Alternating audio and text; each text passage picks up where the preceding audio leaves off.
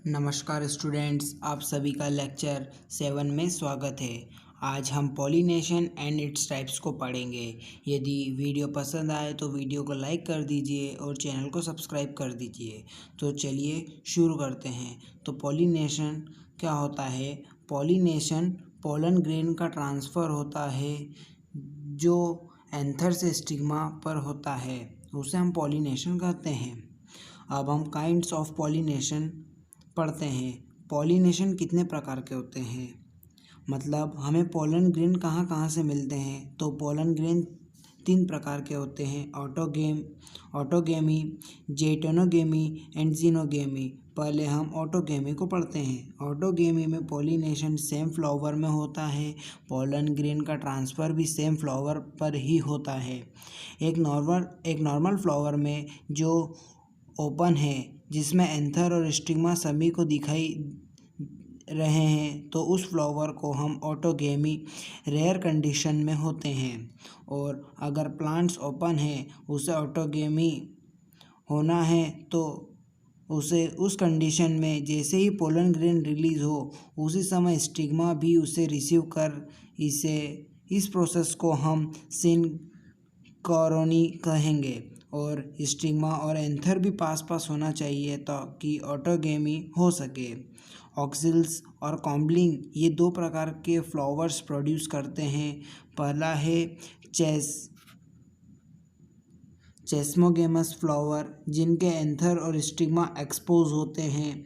दूसरे हैं क्लाइस्ट्रोगेमस, इसमें एंथर और स्टिग्मा एक्सपोज यानी दिखाई नहीं देते हैं। इसमें एंथर और स्टिग्मा पास पास रहते हैं, जिससे पॉलिनेशन हो जाता है।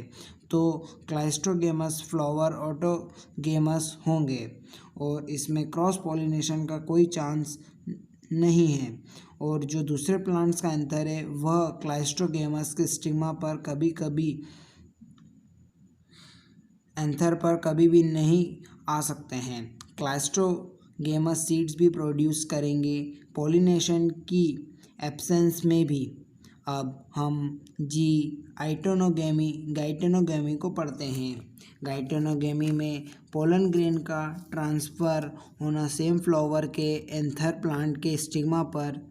यदि हम देखें जाए तो जिएटोनोगेमी में क्रॉस पॉलिनेशन हो सकता है, क्योंकि एक पॉलिनेटिंग एजेंट की ज़रूरत पड़ रही है, बट यह जेनेटिकली ऑटोगेमी ही होता है, क्योंकि पहला प्लांट के जीन और दूसरे प्लांट्स के जीन सेम रहते हैं, क्योंकि पोलन ग्रेन सेम प्लांट्स के हैं। अब हम जीनोगेमी के बारे में पढ़ते हैं। प्लांट्स ग्रेन्स का ट्रांसफ़र होना एक प्लांट के एंथर से दूसरे प्लांट के स्टिग्मा पर।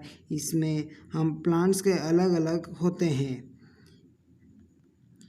यही एक पॉलिनेशन का टाइप है जिसमें पॉलिनेशन के समय जेनेटिक डिफरेंस आते हैं। अब हम एजेंट्स ऑफ पॉलिनेशन पढ़ेंगे। पॉलिनेशन किसके द्वारा होता है?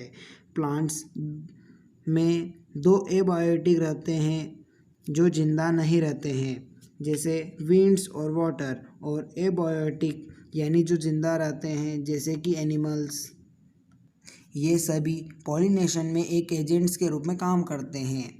ज़्यादा प्लांट्स बायोटिक एजेंट्स का यूज़ करते हैं, बहुत ही कम प्लांट्स ही एबायोटिक का यूज़ करते हैं।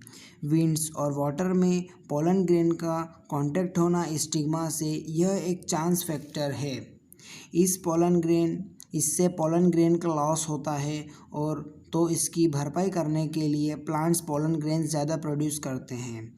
जो विंड से पॉलिनेशन होता है उसे हम एनिमोफिली कहते हैं।